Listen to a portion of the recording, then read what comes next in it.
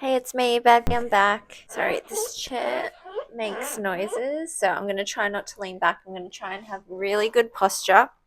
And I tried to attach my lapel mic to my top, but the neckline is too high, so I can feel it tickling my neck. I hope it's not too loud.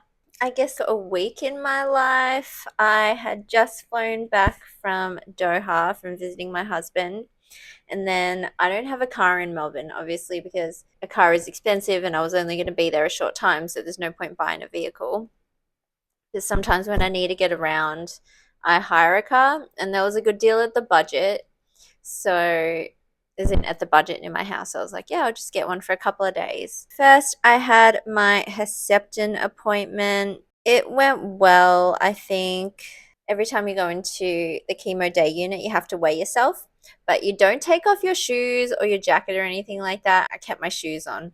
So I'm very mindful of that when I weigh myself. I got hooked up really fast. So the weird thing was I had my oophorectomy about a month and a half before, and it looked like things were okay. So the scars were really ugly, and I think it's because the doctor, she said the scalpel slipped, but I don't know how that happens. I think she just made a mistake, botched it. Anyway, the scars were healing even though they looked bad, but it looked like there were suture bits coming out of it. And then while I was in Doha, 6 weeks later, my scars started to open up. So I was just like, oh my God, I am freaking out. And then I Googled what happens if your surgery scars open up. And they're like, you have to go to the hospital. You could get an infection. And I was just like, oh my God, I'm about to go to the hospital in a couple of days. I should be okay. So I tried to put Dettol on it and cover it with band-aids. But then it was getting kind of gross and pussy. So when I went to my Herceptin appointment, I told the nurse and she's just like, oh, okay, we'll try and get the registrar to come and look at it. So then he did. I'd never seen this guy before. He was pretty young, kind of blasé about everything. Anyway, so he had a look at it and cleaned it. And then he said, okay, yeah, it's like a superficial tear, I guess. And he's like, have you done anything vigorous? I'm like, no, I haven't. I've been running, but I haven't been to the gym because they said not to go to the gym for 6 weeks. It's effectively 6 weeks. I don't think they should have opened up. He's like, yeah, yeah. And I was like, I think I can see bits of suture, and that's why it won't close over. The suture won't dissolve if it's exposed to air. So she stitched me up really badly. And he's like, no, I don't think so. I think that's just your skin.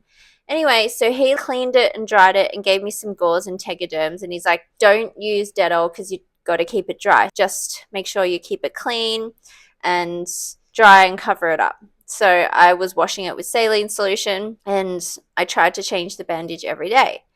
And one day I was cleaning it, obviously, and then this blob of suture came out, which was really disgusting.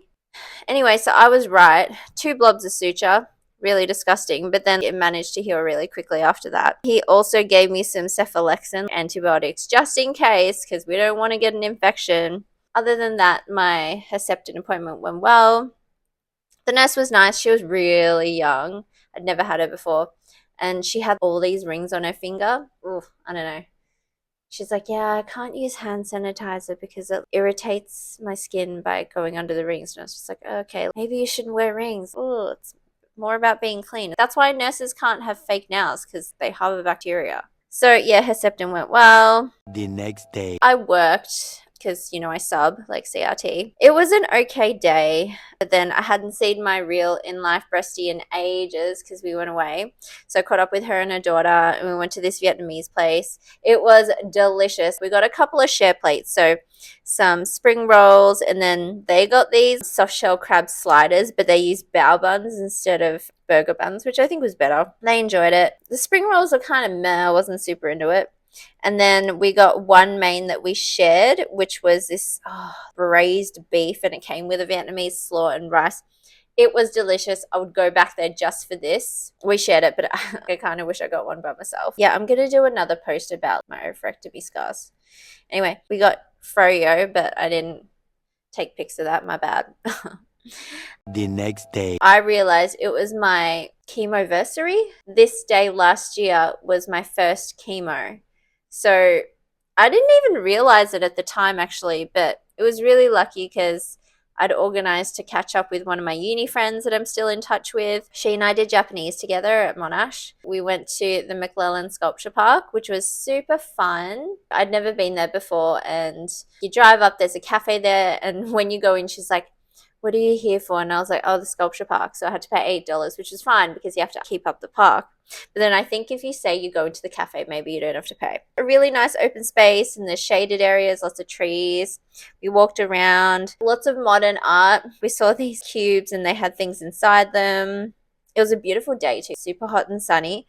I wore a hat and sunglasses, a cardigan because I don't want to be in the sun. Ugh. They have this gnome, it's silver garden gnome that used to be on, I think, the Mornington Peninsula Freeway, but anyway, now is in the sculpture park. Apparently, it used to be owned by, oh, who was it? Lady Ansett? Was it Lady Ansett?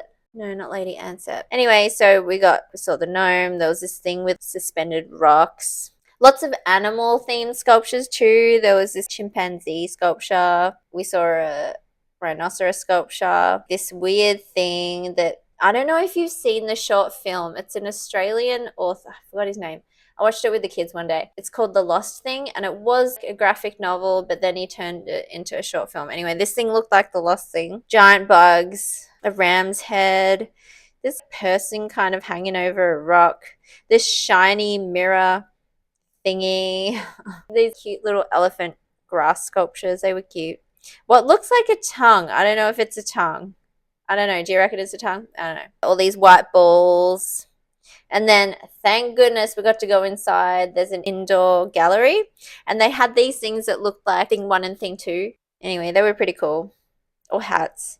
Just this saddle. Yeah, it was very Dr. Seussy and weird. But it turns out this guy who did the gallery pieces, he's from Ballarat. And my friend was from Ballarat. So good times. We went to the cafe afterwards and it was delicious. Actually really fancy. I'm always trying to be healthy because mostly I wanted to get dessert. Anyway, we both got this fried calamari salad and it had chimichurri, arugula, lemon, and I think fennel. It was really nice and refreshing. I couldn't even finish it. It was that big. And then, oh my goodness, they had this passion fruit sponge cake with cream. It was delicious. I can't stop thinking about it. And I will definitely go back to the sculpture park for this sponge cake. It was amazing. We had such a good time. I realized, well, actually, we both realized that we just never took that many photos together because we would hang out at school, as in at uni. Back then, yeah, people had mobile phones, but we didn't just take photos of everything. We have one photo from her 21st, photos from my 21st, where it was Harajuku themed. It was so fun, good times. Her wedding, and yeah, they're the extent of all our photos. Today, we were like, we have got to take heaps of photos for this. But yeah, it was really good. I think it really helped my mental health and my emotional health to catch up with people, but everyone's so busy and you just got to find the time. Good times. Week in my life. Stay tuned. I don't want to be this person, but please like and subscribe. Anyway, stay tuned.